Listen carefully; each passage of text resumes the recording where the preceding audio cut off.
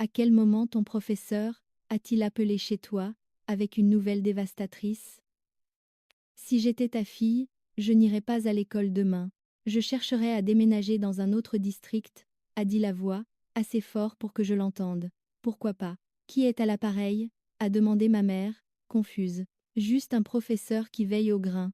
Je ne peux pas lui dire pourquoi, mais elle doit aller à l'école ailleurs.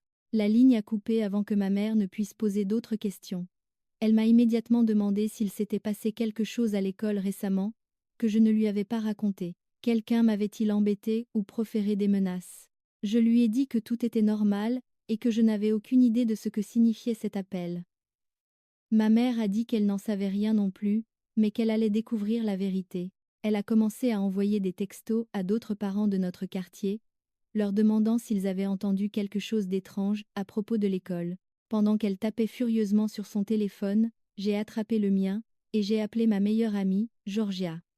Elle était toujours au courant de tous les potins. Georgia a répondu à la deuxième sonnerie, semblant surprise de mon appel. Je lui ai parlé de l'appel étrange et du fait qu'un professeur avait dit que je ne devais plus aller à l'école. Il y a eu une longue pause avant que Georgia ne réponde, et quand elle l'a fait, sa voix semblait étrange, comme si elle était déçue par moi, ou quelque chose du genre. Eh bien, c'est à cause du tableau blanc. Mon estomac s'est noué, même si je n'avais aucune idée de ce dont elle parlait.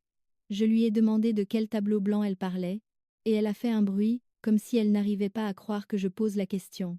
Je pensais que tu évitais tout le monde à cause du tableau blanc.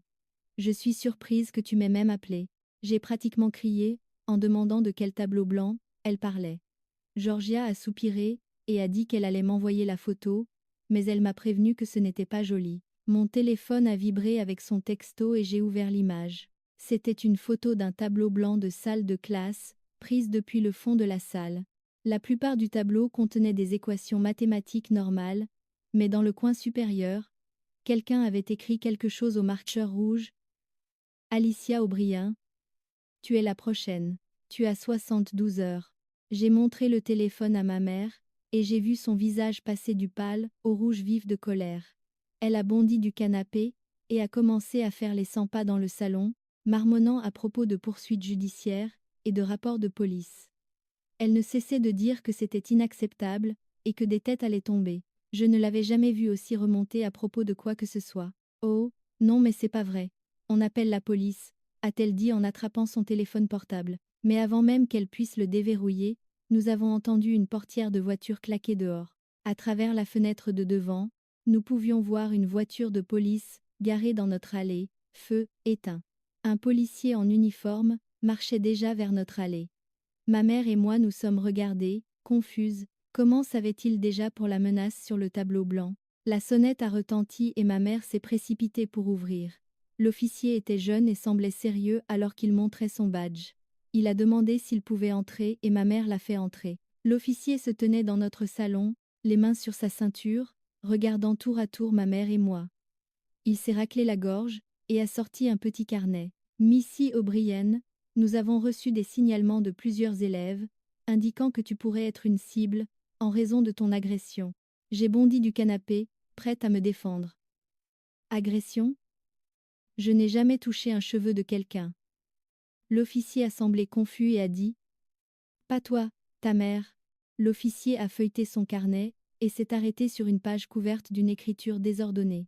Il a regardé ma mère, et s'est raclé la gorge à nouveau avant de lire ses notes. Il a dit « Il y a eu un incident lors de la collecte de fonds de l'association des parents d'élèves il y a 3 mois, impliquant votre mère, et une autre parente, nommée Bridget Malhotra. Tout le corps de ma mère s'est raidi, et son visage est devenu blanc comme un linge. » L'officier a continué à lire, expliquant comment des témoins avaient rapporté une altercation physique à propos de l'argent de la collecte près de la table des desserts. Il a dit que Bridget avait déposé une plainte, mais n'avait pas maintenu les poursuites après que l'école a demandé aux 2 parties de laisser tomber. Maman s'est effondrée sur le canapé et a pris sa tête entre ses mains. Je l'ai regardée, sous le choc, car elle n'avait jamais mentionné aucune dispute ou problème lors des événements de l'école. L'officier nous a regardés et a dit que quelqu'un utilisait probablement cet ancien incident pour me menacer en guise de représailles contre ma mère. Il a expliqué que les menaces de vengeance ciblaient souvent les membres de la famille pour causer un maximum de douleur et de peur. Les mains de maman tremblaient alors qu'elle levait la tête, et que des larmes roulaient sur ses joues. Elle n'arrêtait pas de s'excuser, en s'essuyant le visage avec sa manche. Elle nous a dit que c'était une dispute stupide à propos de qui allait gérer la caisse lors de la collecte. Bridget l'avait accusée de prendre de l'argent, et maman l'avait repoussée quand elle s'était approchée d'elle. Elle s'était bousculée avant que d'autres parents ne les séparent. Maman pensait que c'était fini quand Bridget n'avait pas porté plainte, mais maintenant elle réalisait que Bridget préparait son coup depuis le début. L'officier a hoché la tête, et a pris d'autres notes, pendant que maman pleurait plus fort. Il a dit qu'ils allaient augmenter les patrouilles autour de notre maison à partir de ce soir et a suggéré que nous pourrions envisager de séjourner ailleurs si possible. Il a sorti une carte de visite et l'a remise à maman à deux mains, comme si c'était quelque chose d'important. Il a promis d'assigner un détective dès le lendemain matin, pour découvrir qui avait réellement écrit la menace sur le tableau blanc. Maman a pris la carte et l'a remercié tout en pleurant et en s'excusant auprès de moi. L'officier s'est levé et a ajusté sa ceinture avant de se diriger vers la porte. Il s'est retourné et nous a dit de tout verrouiller et d'appeler si nous voyions quelque chose de suspect. Après son départ, maman est passée en mode protection totale. Elle a couru dans toute la maison, vérifiant chaque serrure sur chaque fenêtre et porte. Elle a tiré tous les rideaux si fort qu'aucune lumière ne pouvait passer. Puis, elle a attrapé son téléphone et a appelé papa, qui était en voyage d'affaires à Chicago. Je pouvais entendre sa voix se briser alors qu'elle expliquait tout à propos de la menace et de la dispute qu'elle avait gardée secrète. Papa devait crier, parce que maman a éloigné le téléphone de son oreille. Elle n'arrêtait pas de dire qu'elle était désolée, qu'elle allait gérer la situation et me protéger. Pendant qu'elle faisait les 100 pas en parlant à papa, j'ai pris mon téléphone, et j'ai envoyé un texto à Georgia. Je lui ai demandé si elle connaissait quelqu'un du nom de Bridget Malhotra, ou si elle avait des enfants dans notre école. Georgia a répondu immédiatement en disant que le neveu de Bridget, Logan, était dans mon cours de maths. Mon estomac s'est noué, car c'était la même salle que celle où la menace avait été écrite sur le tableau blanc. Georgia a dit que Logan vivait avec sa tante depuis le divorce de ses parents l'année dernière. Elle a commencé à m'envoyer des captures d'écran des comptes de réseaux sociaux de Logan. Les messages n'étaient que des diatribes colériques sur les gens hypocrites qui obtiennent ce qu'ils méritent et sur le karma qui arrive. Les posts avaient commencé juste après l'incident de l'association des parents d'élèves, ce qui ne pouvait pas être une coïncidence. Sur une photo, je pouvais voir sa trousse ouverte sur son bureau, avec un marqueur rouge posé juste dessus. Georgia continuait d'envoyer d'autres captures d'écran montrant Logan, publiant des menaces cryptiques et des comptes à rebours. Cette nuit-là, je n'ai pas pu dormir du tout, et je vérifiais mon téléphone toutes les quelques minutes. Des comptes anonymes ont commencé à m'envoyer des messages privés avec des messages de compte à rebours, disant des choses comme 60 et 11 heures restantes. Chaque notification faisait battre mon cœur plus vite, et mes mains devenaient plus moites. Certains messages disaient juste tic-tac encore et encore, ce qui me donnait envie de jeter mon téléphone à travers la pièce. J'ai essayé de bloquer les comptes, mais de nouveaux apparaissaient avec des messages similaires. Maman est entrée dans ma chambre 3 fois pour vérifier si j'allais bien, et nous avons toutes les deux fait semblant que je dormais. Le lendemain matin, maman a décidé que je devrais rester à la maison, au lieu d'aller à l'école pendant que la police enquêtait. Elle a appelé mon travail pour prévenir de mon absence, et nous sommes restés ensemble sur le canapé, sursautant à chaque voiture qui passait. Un camion de livraison nous a fait nous baisser toutes les deux, pensant que quelqu'un venait pour nous. Nous avons laissé la télévision allumée, mais aucune de nous ne la regardait vraiment. À exactement 9h, la sonnette a retenti et nous avons vu une autre voiture de police dehors. Le détective Carter a montré son badge, et maman l'a fait entrer immédiatement. Il était plus âgé que le premier policier, avec des cheveux gris et un visage sérieux. Il s'est assis avec une tablette et a commencé à poser des questions détaillées sur l'incident de l'association des parents d'élèves. Maman a dû passer en revue chaque détail sur qui était là, et ce qui s'était passé exactement avec Bridget. Il voulait savoir s'il y avait eu d'autres conflits ou problèmes récents avec quelqu'un. Il a confirmé que les messages de menaces étaient en cours de traçage, mais que la plupart provenaient de faux comptes utilisant des VPN. Il a dit que la cybercriminalité travaillait dessus, mais que ce genre de choses prenait du temps à tracer correctement. Après avoir pris nos dépositions, le détective a fait le tour de notre maison pour une vérification de sécurité. Il a suggéré d'installer des caméras de sécurité sur toutes les portes, et de tout garder verrouillé en tout temps. Il a testé nos serrures et nous a montré les points faibles où quelqu'un pourrait potentiellement entrer par effraction. Il a assigné une voiture de patrouille pour passer toutes les heures, ce qui m'a fait me sentir légèrement plus en sécurité. Mais cela m'a aussi fait me sentir davantage comme une cible, sachant que nous avions besoin d'autant de protection. Environ 1 heure après le départ du détective, le téléphone de maman a sonné avec le numéro principal de l'école affiché sur l'écran. Elle a mis le haut-parleur et la voix du directeur a rempli notre salon, sonnant beaucoup trop joyeuse pour la situation. Il a commencé à parler de la façon dont ces genres de menaces arrivent tout le temps et ne sont généralement rien de sérieux. Il ne cessait de répéter « Je devrais revenir à l'école demain, parce que manquer les cours ne ferait que nuire à mes notes. » Le visage de maman est devenu rouge, et elle a commencé à crier à propos de poursuites judiciaires, et que le district ferait mieux d'avoir une bonne assurance s'il laissait quoi que ce soit m'arriver. Le directeur a fait marche arrière si vite que c'en était presque drôle, disant « Bien sûr, ma sécurité était la priorité absolue, et je pouvais prendre tout le temps dont j'avais besoin. » Après que maman lui ait raccroché au nez, mon téléphone a vibré avec un texto d'un numéro inconnu. Le message disait que c'était le professeur qui avait appelé plus tôt, utilisant un téléphone jetable, parce que l'administration l'avait déjà interrogé sur le fait de nous avoir avertis. Elle a expliqué que tout le personnel avait reçu un email leur disant de ne pas discuter de la menace avec les parents pour éviter de causer une panique inutile. Elle a dit qu'elle ne pouvait pas simplement nous laisser marcher vers le danger sans savoir ce qui se passait, même si cela lui coûtait son emploi. Maman a pris des captures d'écran de tout, et les a ajoutées au dossier grandissant de preuves, sur son ordinateur portable. Mon téléphone a commencé à exploser de messages d'élèves de l'école, et la plupart d'entre eux n'étaient pas du tout solidaires. Georgia a appelé cet après-midi-là, et sa voix semblait bizarre, comme si elle ne voulait pas me parler. Elle a dit que tout le monde à l'école disait que j'avais écrit la menace moi-même pour attirer l'attention puisque mes notes glissaient. Elle a dit que certains élèves pariaient même sur le fait que je me présenterais vraiment quand les 72 heures seraient écoulées. La trahison a frappé plus fort que la menace réelle, parce que c'était des gens que je connaissais depuis l'école primaire. Des gens avec qui j'avais partagé des déjeuners et étudié pour des examens, me traitaient maintenant comme une menteuse en quête d'attention.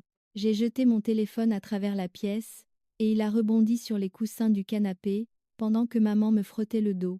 Le détective Carter est revenu cet après-midi-là avec sa tablette, et a demandé s'il pouvait regarder tous mes comptes de réseaux sociaux.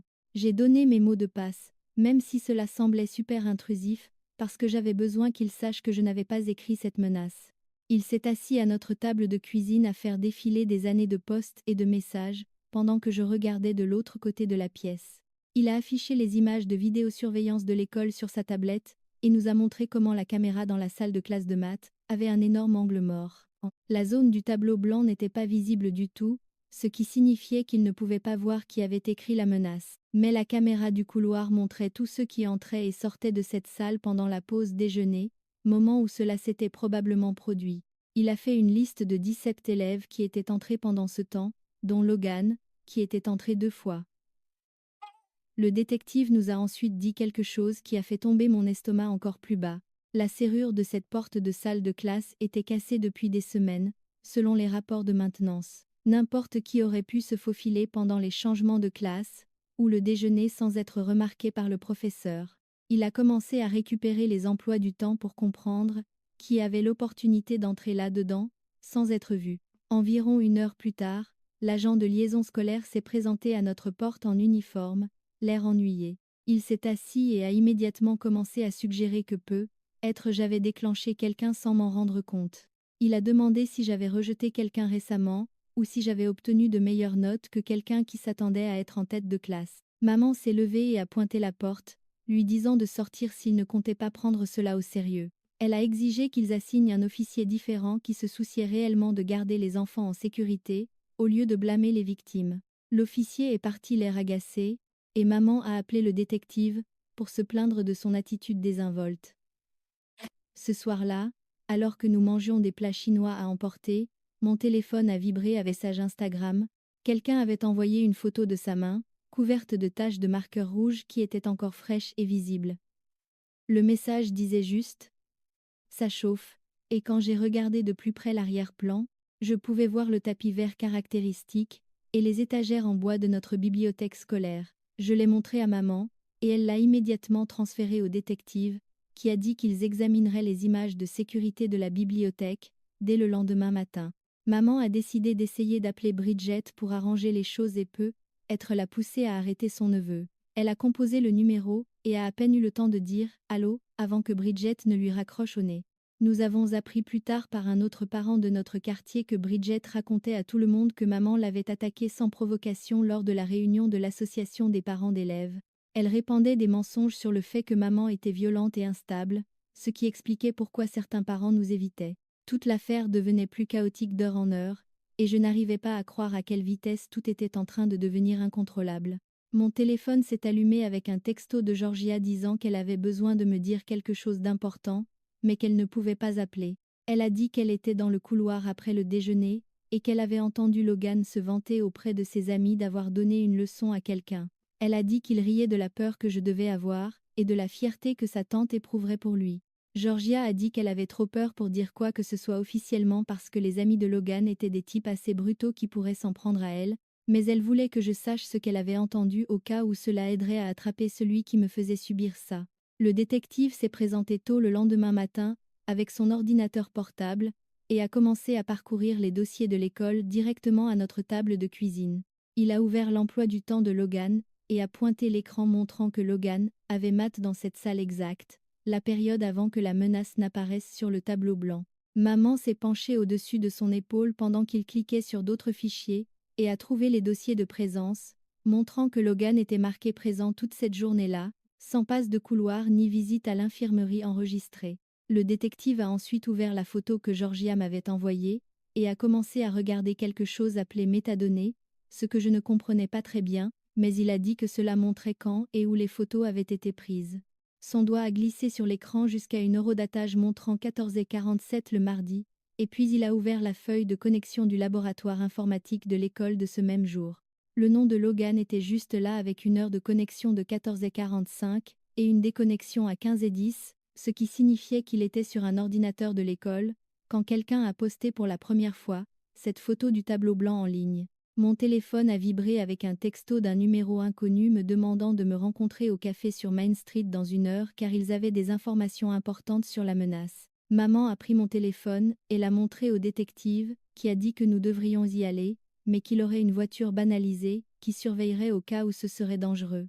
Nous sommes allés au café et avons trouvé le professeur anonyme de l'appel téléphonique assise dans une cabine au fond, portant des lunettes de soleil et une casquette de baseball tirée vers le bas.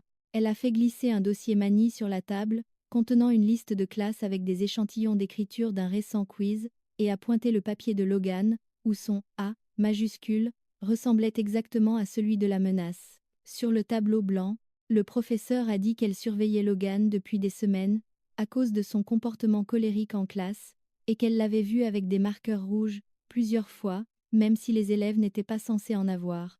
Elle est partie rapidement après nous avoir donné le dossier et le détective a pris des photos de tout, avant que nous ne rentrions à la maison, où j'ai essayé de convaincre maman que je devrais aller à l'école demain pour le dernier jour du compte à rebours. Je lui ai dit que je ne voulais pas avoir l'air effrayée et que me cacher ne ferait qu'empirer les choses, mais elle a absolument refusé de même l'envisager. Nous avons eu notre première vraie dispute depuis que tout ce bazar a commencé, elle criant que ma sécurité était plus importante que ma fierté, et moi criant en retour que je ne pouvais pas vivre dans la peur pour toujours. Pendant que nous nous disputions, mon téléphone a commencé à faire des sons de notification bizarres, et quand j'ai regardé, quelqu'un essayait de m'envoyer des photos par airdrop, alors que nous étions à la maison. Les photos n'arrêtaient pas d'arriver, montrant juste le nombre 72, écrit encore et encore en marqueur rouge sur différentes surfaces comme des bureaux, des casiers et des stalles de toilettes. Le détective a dit que c'était vraiment grave, parce qu'AirDrop ne fonctionne que lorsque quelqu'un est à moins de 10 mètres, ce qui signifiait que celui qui envoyait cela était pratiquement juste devant notre maison. Il a appelé du renfort, et 2 voitures de patrouille sont arrivées en quelques minutes, pour fouiller le quartier pendant que maman tirait tous les rideaux, et vérifiait doublement chaque serrure. Ils n'ont trouvé personne, mais le détective a dit qu'il aurait une voiture stationnée devant notre maison toute la nuit, et a suggéré que nous envisagions de séjourner ailleurs pour quelques jours. Le lendemain matin, le détective a appelé disant qu'il interrogeait Logan à l'école avec son tuteur présent, et que nous pouvions regarder par appel vidéo si nous le voulions. Logan était assis là, l'air ennuyé, tandis que sa tante Bridget fixait le détective qui demandait à Logan où il était quand la menace avait été écrite sur le tableau blanc. Logan a dit qu'il était à l'infirmerie, parce qu'il avait un mal de tête. Mais quand le détective a demandé des détails, son histoire n'arrêtait pas de changer. D'un mal de tête, à des problèmes d'estomac, puis à des étourdissements. Le détective a sorti le registre de l'infirmerie montrant que Logan s'était enregistré à 13h15, mais a ensuite montré une déclaration du professeur de la classe précédente, disant que la menace était déjà sur le tableau quand elle est arrivée à 10h05. Le visage de Logan est devenu rouge, et il a commencé à bégayer sur le fait qu'il avait être mélangé les heures, tandis que Bridget exigeait de savoir s'ils accusaient son neveu de quoi que ce soit. Le détective a continué à pousser, et Logan a finalement admis qu'il avait menti sur le fait d'être à l'infirmerie, mais a prétendu qu'il était juste aux toilettes et ne voulait pas avoir de problème pour avoir pris trop de temps. Plus tard cet après-midi-là, le téléphone de maman a commencé à exploser de messages d'autres parents, demandant si nous allions bien, et ce qui se passait à l'école. Le district avait envoyé un email à propos de prendre toutes les menaces au sérieux et d'augmenter la sécurité, mais sans mentionner de détails, ce qui a juste rendu les parents plus inquiets et curieux. Quelqu'un a compris qu'il s'agissait de moi, et a posté sur la page Facebook du quartier, demandant si nous étions la famille qui causait tout ce drame à l'école. Les commentaires ont commencé à devenir méchants, les gens disant que nous l'inventions probablement pour attirer l'attention, ou que maman devait avoir fait quelque chose pour mériter ça, si quelqu'un s'en prenait à son enfant. Georgia m'a envoyé un lien vers une story Instagram de la semaine dernière qu'elle avait parcourue pour essayer d'aider. Et dans l'un des posts de Logan, on pouvait voir l'intérieur de son casier. Si vous regardiez de très près dans le coin, il y avait un capuchon de marqueur rouge visible. Et dans le reflet du miroir de son casier, on pouvait voir quelqu'un avec un sweat à capuche sombre, qui ressemblait exactement à ce que Logan portait à l'école ce jour-là. J'étais sur le point d'appeler Georgia pour la remercier quand un autre texto est arrivé qui a fait tomber mon estomac complètement. Elle a dit que ses parents avaient découvert qu'elle m'aidait, et ils ne voulaient pas qu'elle soit impliquée dans un drame qui pourrait affecter ses candidatures universitaires l'année prochaine, donc elle ne pouvait plus me parler, ou être vue avec moi à l'école. Lire ce message de ma meilleure amie, disant qu'elle m'abandonnait pratiquement, quand j'avais le plus besoin d'elle, a fait que tout m'est tombé dessus d'un coup. Et je me suis juste assise sur le sol de ma chambre en pleurant plus fort que depuis que ce cauchemar avait commencé. Maman m'a trouvée là environ 10 minutes plus tard, et m'a relevée du sol, essuyant mon visage avec sa manche, et me disant que nous n'allions pas les laisser gagner. Elle a passé quelques appels et dès l'après-midi suivant, nous étions assises dans un bureau exigu au centre-ville avec un avocat, qui n'arrêtait pas de cliquer sur son stylo, pendant qu'il écoutait notre histoire. Il a étalé des papiers sur son bureau, montrant différents types d'ordonnances restrictives que nous pouvions déposer contre Logan, et être même Bridget, si nous pouvions prouver qu'elle était impliquée. Les frais d'honoraires seuls étaient de 3000 $, juste pour commencer le processus. Et les mains de maman tremblaient un peu alors qu'elle écrivait le chèque, mais elle a dit que me protéger valait la peine de vider notre compte d'épargne. Pendant que nous étions là, le détective a appelé disant qu'il avait obtenu plus d'images de sécurité de l'école, et voulait que nous voyions quelque chose d'important. Nous sommes allés directement au poste de police, où il avait son ordinateur portable installé dans une salle d'interrogatoire, avec la vidéo en pause, sur une image granuleuse du couloir devant ma salle de classe de maths. Il a appuyé sur lecture, et nous avons regardé Logan sortir de la salle à Dix-3, portant quelque chose dans sa main droite qu'il gardait près de son corps, comme s'il essayait de le cacher. Le détective a zoomé et amélioré l'image autant que possible, et vous pouviez voir ce qui ressemblait au capuchon d'un marqueur dépassant entre ses doigts. Ce n'était pas assez clair pour prouver quoi que ce soit devant un tribunal, mais le détective a dit que c'était une pièce de preuve de plus qui s'ajoutait contre lui. Le lendemain matin, l'agent de liaison scolaire s'est présenté à notre porte, disant que l'administration voulait nous rencontrer à propos de ma sécurité. Nous étions assises dans le bureau du directeur pendant que l'agent de liaison suggérait être que je devrais être suspendue pendant quelques jours jusqu'à ce que les choses se calment, puisque ma présence à l'école causait des perturbations. Maman s'est levée si vite que sa chaise est tombée en arrière, et elle a pointé son doigt directement sur le visage du directeur, disant « S'il me punissait pour être une victime, elle aurait toutes les chaînes d'information de l'État ici, d'ici le déjeuner. » Le directeur a commencé à faire marche arrière immédiatement, disant que ce n'était pas ce qu'il voulait dire. Et bien sûr, je pouvais continuer à assister aux cours avec des mesures de sécurité supplémentaires en place. 2 jours plus tard, j'ai dû aller au poste de police pour donner ma déclaration officielle enregistrée, ce qui signifiait être assise dans une petite pièce avec une caméra pointée sur moi, pendant que le détective me demandait de passer en revue chaque détail depuis le début. Il m'a fait répéter des parties plusieurs fois, demandant si j'étais sûre des heures précises et exactement quels mots les gens utilisaient, et qui se tenait où pendant chaque conversation. Tout le processus a pris presque 4 heures, et à la fin, ma gorge était sèche à force de parler, et ma tête tambourinait à force d'essayer de me souvenir de chaque petit détail parfaitement. Le détective a dit que ma déclaration était cruciale pour construire le dossier, surtout s'il allait en procès, et l'avocat de Logan essayait de prétendre que tout était un malentendu ou une blague qui avait mal tourné. Cet après-midi-là, le professeur anonyme a envoyé à maman un email avec une photo en pièce jointe, montrant une lettre de réprimande officielle du district, disant qu'elle avait violé le protocole en contactant directement les parents à propos d'une question de sécurité. Elle a écrit qu'elle le referait volontiers parce que garder les élèves en sécurité était plus important que de suivre des règles stupides qui protégeaient la réputation de l'école au lieu des enfants.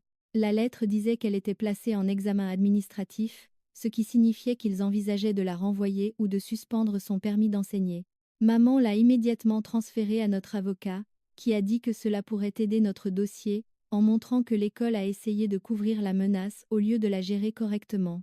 Les choses ont empiré ce soir-là, quand le téléphone de maman a commencé à devenir fou avec des notifications de Facebook. Quelqu'un avait divulgué son rapport de police de l'incident de l'association des parents d'élèves à un groupe de parents local, et celui qui l'avait posté avait édité des parties pour faire croire que maman avait attaqué Bridget sans aucune raison. Les commentaires étaient brutaux, avec des gens appelant notre maison, disant que maman était une psychopathe, qui méritait tout ce qui arrivait, et que j'étais probablement tout aussi folle qu'elle. Une femme a laissé un message vocal, disant qu'elle espérait que quelqu'un nous donnerait une leçon à toutes les deux, et un autre homme a dit que nous devrions déménager en ville, avant que les choses ne s'aggravent. Le détective est venu le lendemain matin avec son ordinateur portable, disant qu'il avait retracé la fuite jusqu'à sa source. Quelqu'un avait utilisé un compte e-mail du district scolaire pour accéder à la base de données de la police, ce qui signifiait que c'était soit un employé du district, soit quelqu'un qui avait piraté le système. Il nous a montré la trace numérique, prouvant que la personne avait spécifiquement cherché le nom de maman et téléchargé uniquement son rapport, pas l'un des autres documents de cet incident. Cela prouvait que quelqu'un travaillait activement pour détruire notre réputation. Pendant que le compte à rebours continuait, et que le détective a dit que cela changeait les choses d'une simple menace à une campagne de harcèlement coordonné, il a commencé le processus pour citer à comparaître les dossiers e-mail du district pour découvrir exactement quel compte avait été utilisé. 3 jours plus tard, Bridget a finalement accepté de rencontrer maman pour une conversation médiatisée au poste de police. Elle est entrée portant des lunettes de soleil, même si nous étions à l'intérieur, et s'est assise aussi loin que possible de maman, pendant que le médiateur expliquait les règles de base. Bridget a gardé ses bras croisés au début, mais quand maman a commencé à parler de la peur que j'avais et de la façon dont cela était devenu complètement hors de contrôle, quelque chose sur le visage de Bridget a changé. Elle a enlevé ses lunettes de soleil et nous pouvions voir que ses yeux étaient rouges, comme si elle avait pleuré. Pendant la session de médiation, Bridget a soudainement commencé à sangloter et à parler de la façon dont elle s'était sentie humiliée après l'incident de l'association des parents d'élèves quand tout le monde l'avait vue se faire pousser et tomber devant tous ces gens. Elle a dit qu'elle ne s'était jamais sentie aussi petite et stupide de sa vie, et elle avait été si en colère qu'elle n'avait pas pu arrêter d'en parler à tous ceux qui voulaient l'écouter, y compris son neveu. Maman a commencé à pleurer aussi, et s'est excusée encore et encore, disant qu'elle n'avait jamais voulu que cela aille aussi loin, et qu'elle était désolée d'avoir laissé son tempérament prendre le dessus sur elle. Elles se sont en fait serrées dans les bras à la fin, ce qui était bizarre à regarder. Mais le médiateur a dit que c'était une percée. Bridget a essuyé ses yeux et a promis qu'elle parlerait à Logan immédiatement pour arrêter ce qu'il prévoyait parce qu'elle n'avait jamais voulu qu'il blesse réellement quelqu'un. Elle semblait sincèrement choquée quand le médiateur lui a montré les preuves que nous avions rassemblées, et n'arrêtait pas de dire qu'elle s'était juste confiée à lui sur le fait d'être bouleversée, mais ne lui avait jamais dit de faire quoi que ce soit comme ça. Nous sommes rentrés à la maison après la médiation, nous sentant bizarres à propos de toute cette histoire, comme si ce bazar pouvait réellement être réparé. Mais vers 23h ce soir-là, je me suis réveillée avec ce bruit d'éclaboussure fort, contre ma fenêtre de chambre. J'ai sauté du lit, et j'ai jeté un coup d'œil à travers les rideaux, pour voir du jaune d'œuf couler le long de la vitre. Et puis j'ai entendu maman crier depuis le rez-de-chaussée. Elle était debout devant la porte d'entrée, à fixer notre allée, où quelqu'un avait peint à la bombe, SNITC, en lettres rouges géantes sur le béton. Les œufs continuaient de frapper la maison l'un après l'autre, et nous pouvions entendre des gens rire et s'enfuir dans le noir. Maman a appelé la police pendant que je prenais des photos de tout avec mon téléphone. Mes mains tremblaient si fort que je pouvais à peine le tenir stable. Le policier qui est arrivé a dit que les affaires de vandalisme étaient difficiles à résoudre à moins que nous ayons des témoins ou une vidéo. Mais ensuite notre voisin, Monsieur Chamzou, a frappé à notre porte, tenant son ordinateur portable. Il avait regardé ces images de sécurité, après avoir entendu le chahut, et a capturé toute la scène en caméra. 2 silhouettes s'enfuyant après avoir lancé les œufs et peint à la bombe notre allée. L'un d'eux portait une veste universitaire avec le numéro 12 dans le dos. Et même sur les images granuleuses, vous pouviez voir à quel point il était grand et maigre. Exactement comme Logan qui portait cette même veste tous les jours. L'autre personne était plus courte, et n'arrêtait pas de regarder vers notre maison pendant qu'il courait, mais leur visage était couvert par une capuche, donc nous ne pouvions pas dire qui c'était. Le détective Carter est venu dès le matin pour regarder les images et a dit qu'il les ajouterait au dossier de preuves, mais que nous avions besoin de plus qu'une veste et une silhouette pour prouver que c'était Logan. C'est à ce moment-là que mon téléphone a vibré avec un texto de Georgia disant qu'elle était désolée pour tout et qu'elle avait besoin de me parler. Elle a écrit qu'elle avait eu peur de ce que les gens penseraient si elle prenait mon parti, mais qu'elle ne pouvait plus rester silencieuse parce que Logan se vantait au déjeuner d'avoir donné une leçon. Elle a dit qu'il montrait aux gens des photos sur son téléphone de notre maison vandalisée, et riait de la façon dont nous méritions pire, et elle avait fait des captures d'écran de ces messages de leur groupe de discussion, où ils revendiquaient tout. Les parents de Georgia l'ont emmenée au poste de police tôt le 3e matin du compte à rebours, pour donner une déclaration officielle, et elle a remis son téléphone avec toutes les captures d'écran enregistrées. Les messages montraient Logan plaisantant sur ce qu'il ferait quand les 72 heures seraient écoulées, disant des choses comme tic-tac, et « elle ne saura pas ce qui lui est arrivé », pendant que d'autres élèves l'encourageaient avec des émojis de rire et des commentaires. Le détective Carter a dit que c'était exactement la preuve dont ils avaient besoin pour agir, et il a appelé l'école immédiatement pour les informer des nouveaux développements. Le directeur a finalement fait quelque chose d'utile et a fait retirer Logan de l'école ce matin-là, en attendant une enquête complète, et ils ont mis toute l'école dans ce qu'on appelle un confinement modifié comme « mesure de sécurité ». Nous devions montrer une pièce d'identité pour entrer dans le bâtiment. Toutes les portes restaient verrouillées pendant les cours et des agents de sécurité marchaient dans les couloirs entre les périodes, ce qui rendait tout super sérieux et effrayant. La tutrice de Logan, qui s'est avérée être sa grand-mère, puisque ses parents vivaient hors de l'État, s'est présentée à l'école en criant à propos de poursuites judiciaires et de violations des droits civiques. Elle a coincé maman sur le parking, disant que nous ruinions l'avenir de Logan pour une blague inoffensive, et qu'elle nous poursuivrait pour diffamation et détresse émotionnelle, si nous n'abandonnions pas tout immédiatement. Le détective Carter a éloigné maman et nous a averti que les choses pourraient devenir compliquées juridiquement, puisque la famille de Logan avait de l'argent pour de bons avocats. Mais il a dit que nous avions assez de preuves pour avancer avec des poursuites pénales, peu importe ce qu'il menaçait. Les résultats de laboratoire sont arrivés cet après-midi-là, montrant des empreintes digitales partielles sur le marqueur du tableau blanc, qui correspondaient aux empreintes de Logan d'un projet scientifique qu'il avait fait plus tôt dans l'année. Le détective Carter a expliqué que ce n'était pas une preuve parfaite, puisque les empreintes étaient maculées, mais combinées avec les captures d'écran de Georgia et les images de sécurité et tout le reste, c'était assez pour qu'un juge signe un mandat d'arrêt. Ils ont amené Logan pour interrogatoire ce soir-là, et après 2 heures à tout nier, il a finalement craqué, et admis qu'il avait écrit la menace sur le tableau blanc. Il était assis là, en pleurant, et en disant qu'il voulait juste m'effrayer à cause de ce que maman avait fait à sa tante Bridget lors de la réunion de l'association des parents d'élèves, prétendant que c'était censé être une blague, et qu'il n'avait jamais prévu de blesser réellement quelqu'un. Puis il a largué une bombe en disant que Tao Yamamoto était celui qui avait pris la photo du tableau blanc et l'avait postée en ligne, ce qui est la façon dont c'est devenu viral en premier lieu. Ils ont amené Tao ensuite, et il a admis tout de suite qu'il pensait que ce serait drôle de poster la menace pour les likes et les abonnements. Il n'arrêtait pas de dire qu'il n'avait aucune idée que ça exploserait comme ça ou que la police serait impliquée, et il semblait sincèrement désolé pour tous les ennuis qu'il avait causés. Le détective a fait écrire aux 2 garçons des aveux complets sur leur rôle dans tout, de la menace initiale, au vandalisme en passant par la diffusion en ligne, et leurs parents ont dû signer des papiers reconnaissant les accusations portées.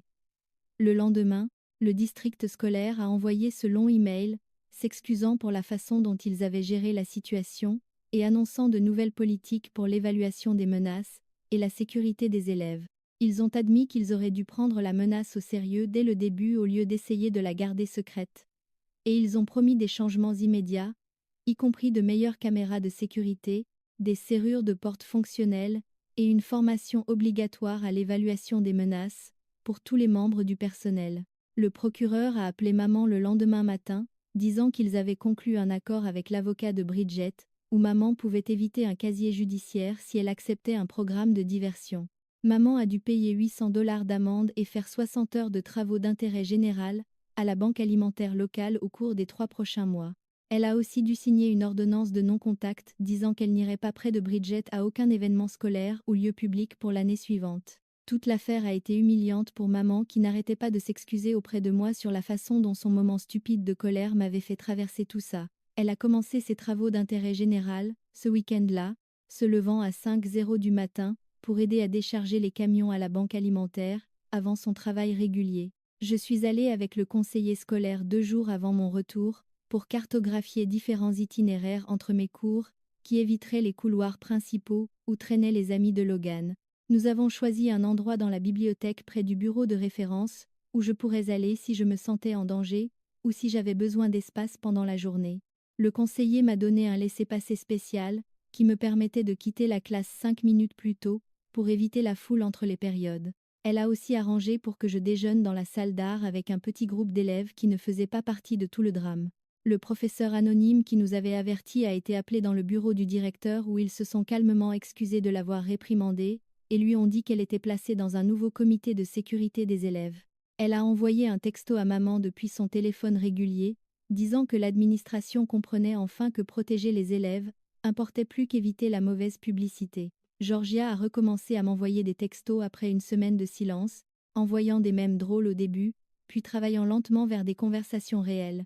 Nous nous sommes rencontrés au parc près de ma maison où elle a pleuré et a dit qu'elle était terrifiée de devenir elle-même une cible, mais qu'elle savait qu'elle avait été une lâche. Je lui ai dit que je comprenais la peur, et qu'elle avait été là quand cela importait vraiment, en donnant ses captures d'écran à la police. Nous avons convenu de nouvelles règles sur notre amitié où elle ne partagerait pas mes affaires personnelles, avec qui que ce soit, et je ne la mettrai pas dans des positions où elle devrait choisir son camp. Le directeur a appelé maman, disant que l'école voulait offrir un cercle de justice restaurative, où Logan et Tao pourraient s'excuser auprès de moi directement avec un médiateur présent. J'y ai pensé pendant 2 jours avant d'accepter une session de 30 minutes avec maman et le conseiller présent pour le soutien. Logan s'est présenté l'air plus petit que dans mes souvenirs. Sa grand-mère le forçant à porter une chemise boutonnée au lieu de son sweat à capuche habituel. Il a lu à partir d'un papier, où il a admis qu'il avait laissé sa colère à propos de sa tante devenir quelque chose de dangereux et de mal. Tao est passé ensuite, sa voix tremblant alors qu'il expliquait comment il pensait qu'obtenir la célébrité sur Internet le rendrait populaire, mais au lieu de cela, cela avait failli ruiner plusieurs vies. Ils ont tous dû expliquer ce qu'ils avaient appris, et comment ils prévoyaient de faire de meilleurs choix à l'avenir. Je ne les ai pas exactement pardonnés, mais je leur ai dit que j'appréciais qu'ils prennent la responsabilité de ce qu'ils avaient fait. Mon premier jour de retour à l'école ressemblait à marcher à travers un plateau de tournage, où tout semblait pareil, mais se sentait complètement différent. La plupart des élèves me faisaient un signe de tête dans les couloirs ou me donnaient de petits sourires de soutien, bien que quelques amis de Logan se soient détournés quand ils m'ont vu arriver. Le plan de sécurité a mieux fonctionné que ce que j'espérais avec des professeurs stationnés à des points clés entre les cours et le conseiller, faisant le point avec moi 2 fois par jour. Mon nouvel endroit pour déjeuner dans la salle d'art s'est avéré être bien meilleur que la cafétéria, avec un groupe d'élèves tranquilles qui parlaient de films et de livres au lieu de potins. Maman a commencé à voir un thérapeute chaque mardi, pour travailler sur ce qu'elle appelait ses problèmes de gestion de la colère. Elle est rentrée de sa première session avec des devoirs sur l'identification des déclencheurs et la pratique d'exercices de respiration, quand elle sentait son tempérament monter. Notre famille s'est assise ce week-end-là pour ce que maman appelait une réunion d'honnêteté où nous avons parlé de garder des secrets et comment le fait qu'elle cache l'incident de l'association des parents d'élèves avait empiré les choses. Nous avons établi de nouvelles règles sur le fait de se parler de tout problème immédiatement et avons fixé des limites sur les réseaux sociaux où nous avons tous convenu de rester à l'écart de Facebook et Instagram pendant au moins 3 mois. Papa est rentré tôt de son voyage d'affaires et a dit qu'il réduisait ses déplacements pour pouvoir être plus présent pour nous deux. La salle de classe de maths où tout a commencé a eu un nettoyage en profondeur pendant le week-end avec le concierge utilisant des produits chimiques spéciaux pour enlever toute trace de marqueur rouge du tableau blanc. La serrure cassée qui avait été scotchée pendant des mois a finalement été remplacée par une serrure robuste qui cliquait bruyamment quand elle s'enclenchait. Je suis passé devant cette salle lors de mon premier jour de retour, m'arrêtant juste une seconde pour regarder à travers la fenêtre le tableau blanc propre couvert de nouvelles équations. La menace était partie, et tous ceux qui devaient faire face aux conséquences avaient commencé ce processus. Bien que je savais que le souvenir resterait avec moi pendant longtemps. Eh bien, cela va conclure pour moi aujourd'hui. Ça vous fait vous arrêter et réfléchir aux choses, hein? J'apprécie que vous ayez traîné et erré à travers tout ça avec moi. Abonnez-vous pour plus de contenu comme celui-ci.